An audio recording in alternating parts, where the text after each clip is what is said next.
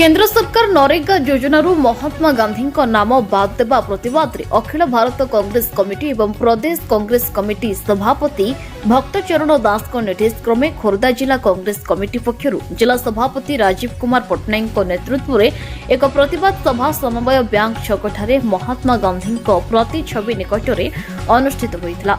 उपस्थित कांग्रेस नेतृवृंद और कर्मी मानक उद्बोधन दे श्री पट्टनायक वक्तव्य कहते केंद्र सरकार चक्रांत करी उपरोक्त नरेगा योजन महात्मा गांधी नाम बाद दे भारतर कोटी कोटी जनसाधारण भावावेग प्रति आघात पहुंचाई एवं हिताधिकारी अधिकार को संकुचित करिसेंती। फल लाभवान हेउथबा गरीब लोक माने प्रभावित हेबार आशंका रही। एही निष्पत्तिर खूब शीघ्र पुनर्विचार कराई एही आईन को पूर्व भली अक्षुण्ण रखिबाकू से दाबी करथिले। श्री पट्टनायक नेतृत्व में एक प्रतिनिधि दल जिलापाल कार्यालय को जाई प्रधानमंत्री उद्देश्य एक स्मारक पत्र प्रदान करते। कार्यक्रम में अन्य मानक मध्य कांग्रेस नेतृवृंद बेगुनिया विधायक प्रार्थी पृथ्वी वल्लभ पट्टनायक, चिलिका विधायक प्रार्थी प्रदीप स्वाई, स्वागतिका पट्टनायक, शिशिर परिडा, रंजित महापात्र, बेणु भाई, अशोक मंगराज, अमित मोहंती, शैलेन्दु दास, जयंत भोई, सदाशिव महापात्र, जयश्री पट्टनायक, तापस मिश्र, बटकृष्ण राउतराय, सौम्य बराल, मनमोहर हुसैन, सौम्य पट्टनायक, रमेश पट्टनायक, संजय सुबुद्धि, प्रतोष हरिचंदन, जितेन्द्र चंपती, शिबू नायक प्रमुख उपस्थित थे। मु संक्षेप रे कहबाकू चाहूची जे भारत वर्षर जो प्रस्तुत करिछन ता विरुद्ध रे आज खोर्धा जिलार कांग्रेस प्रतिटी नेता कर्मी आज आम शांतिपूर्ण भाव में आम जातिर जनक महात्मा गांधी पाखे शांतिपूर्ण भाव में धारणा दौचु एवं एक मेमोरांडम नहीं कलेक्टर पाखे आम प्रदान करूँ एवं सरकार को निवेदन करूँ अनुरोध करूँ जे जातिर जनक महात्मा गांधी समस्त पूजनीय ए देशपाई अनेक अवदान अच्छी गरीब खटिकिया अनेक अवदान अच्छी तांको ना को नहीं आपणकर एते घृणाभाव रहिबा उचित नुहे। आपण ये योजनार जो ना परिवर्तन करिसेंती ताकू पुनर्विचार करा जाऊ एवं योजनाटी जो बड़ी भाव में महात्मा गांधी जी भाविथिले ताको जो आदर्श थिला तांको जो नीति थिला जो कांग्रेस यूपीए गवर्नमेंट टाइम रे जो नरेगा स्कीम आसीथिला सेही बड़ी भाव में योजनाटी कार्यक्रम करा जाऊ एवं महात्मा गांधी को ना को आउ थरे पुनर्विचार करा जाऊ सेही योजनाटी तांकरी ना रे रहिले योजनाटी संपूर्ण रूपे कार्यक्रम हम और उचित सम्मान हम। महात्मा गांधी प्रति आपण घृणाभाव छाड़तु आपण महात्मा गांधी आदर्श उपर बुलडोजर चढ़ई पारे ना।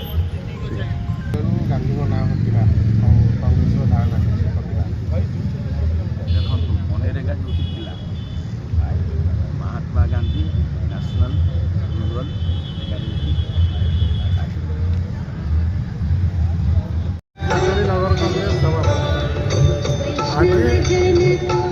भारत वर्ष में मोदी सरकार जो टालखोल नीति ताकू आज कांग्रेस विरोध करुचे।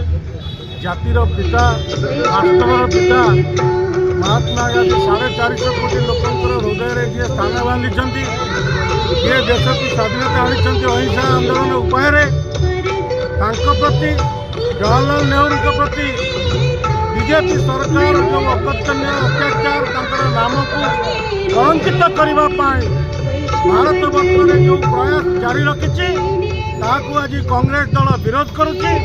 निश्चिंत कर्म नियुक्ति योजना जहाँ जातिर पिता महात्मा गांधी को उद्देश्य अर्पण आज से नाम परिवर्तन कर रामजी योजना परिणत करुँच सर्वप्रथम निंदा करुचु एवं आशा करुचु सरकार तत्परता हवा दरकार।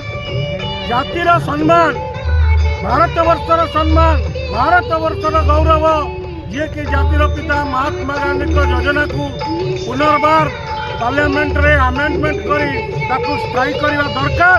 जहाँ अच्छी से तल श्रेणी कर्मचारी ठारू आरंभ कर चाषी मूलिया ठारू आरंभ कर कृषक पर्यंत समस्त जिते विकास हम से भारत वर्षर विकास हम।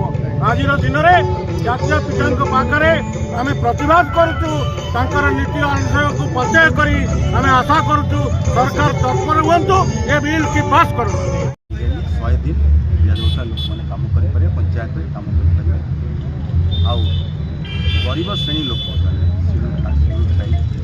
ओबीसी এইମାନେ ଲୋକ ଯେଉଁମାନଙ୍କ ପାଖରେ ବହୁତ ଗରିବ ଶ୍ରେଣୀର ଲୋକ ସେଇମାନେ ଏଥିରେ ଉପକୃତ ହେଉଥିବେ ଆଉ ସେମାନେ ତାଙ୍କର ଚଳୁଥିବେ ଯାହା ବି। କିନ୍ତୁ ହଠାତ୍ ବିକଶିତ Bharat G Ram G bill ଏଇଟା ଯେଉଁ ହେଲା এটা କାହିଁକି ହେଲା? ପ୍ରଥମ କଥା ହେଲା ଗାନ୍ଧୀଙ୍କ ନାଁ, ଜାତିର ପିତା ମହାତ୍ମା ଗାନ୍ଧୀ, ତାଙ୍କ ନାଁ ଆମେ ହଟେଇଦେବା। ଅସୁବିଧା କ'ଣ ହେଇଛି? ଗାନ୍ଧୀଙ୍କ ନାଁ କାହିଁ ହଟେଇବାକୁ ମାନେ ଚାହୁଁଛନ୍ତି? ଯେ ଜାତିର ପିତା ମହାତ୍ମା ଗାନ୍ଧୀଙ୍କ ନାଁ ସମସ୍ତେ ଆମେ ମହାତ୍ମା ଗାନ୍ଧୀକୁ ଜାଣିଛେ, ଗଟେ ତାଙ୍କ ନାଁ ହଟେଇ ଗୋଟେ ବିକଶିତ ଭାରତ କରୁଛନ୍ତି। କଥାଟା ହେଉଛି ମାନେ 125 ଦିନ କହିଦେଲେ ଯେ ଜଣେ ଗାଁରେ 125 ଦିନ ପଞ୍ଚାୟତରେ ଲିଗାଲି କାମ ପାଇବ। କଥାଟା ହେଉଛି ଯଦି ଆପଣ ଦେଖିବେ ବର୍ଷକୁ କେତେ ଦିନ? 37 ଦିନ ହେଇପାରୁଛି। 37 ଦିନ ତ କାମ ହେଉଛି, 125 ଦିନ କେମିତି ହେଇଯିବ? କୁଆଡ଼ୁ 125 ଦିନ ଆପଣ କହିଦେଲେ 125 ଦିନ ଗ୍ୟାରେଣ୍ଟି ହେଇଯିବ। ତାପରେ କଥା ହେଉଛି ଆପଣମାନେ ଯେଉଁ ଶ୍ରମିକ ଅଛନ୍ତି, ଯେଉଁମାନେ ଗରିବ ଶ୍ରେଣୀ ଲୋକମାନେ ଅଛନ୍ତି, ସେମାନଙ୍କର ଯେଉଁ ଅଛି, ଯେଉଁମାନେ ଅନୁସୂଚିତ ଜାତି, ଯେଉଁମାନଙ୍କ ଉପରେ ପ୍ରଭାବ ପଡ଼ୁଛି, କ'ଣ ହେବ? ଆପଣ ଦେଇପାରିବେ କାମ? ଆପଣ ଫେର ଗୋଟେ ତା ଦେହରେ କ୍ଲଜ୍ କରିଛନ୍ତି ଯେ 60 ଦିନ କ'ଣ ଯେତେବେଳେ ହାର୍ଭେଷ୍ଟିଂ ଆଉ କଲ୍ଟିଭେସନ୍ ହେବ ସେତେବେଳେ 60 ଦିନ ଫେରେ ମାନେ ଛଡ଼ାଯିବ, କାମ ସେମାନେ କରିବେ। ସେଇ ଯେଉଁ 60 ଦିନ କଥା କହିଲେ ସେଥିରେ ଯଦି ଯିଏ ଚାଷ କରୁନଥିବ ସିଏ କ'ଣ କରିବ? ତାହେଲେ ସେ ଚାଷ କରିବନି, ତାକୁ କେମିତି ଆପଣ କାମ ଦେବେ? କି କାଲି ଗୋଟେ ଧରନ୍ତୁ ବନ୍ୟା ହେଇଗଲା କି ଗୋଟେ ବାତ୍ୟା ହେଇଗଲା, ତାହେଲେ କ'ଣ କରାଯିବ? ଏଇ ଯେଉଁ ସବୁ କଥା ଅଛି ଆପଣ ସେଟାକୁ ସେମାନେ ଭାବିବା କଥା, ଚିନ୍ତା କରିବା କଥା। କି ବିକଶିତ ଭାରତ କଥା କହୁଛନ୍ତି ଏମାନେ? ବିକଶିତ ଭାରତ ମାନେ କ'ଣ?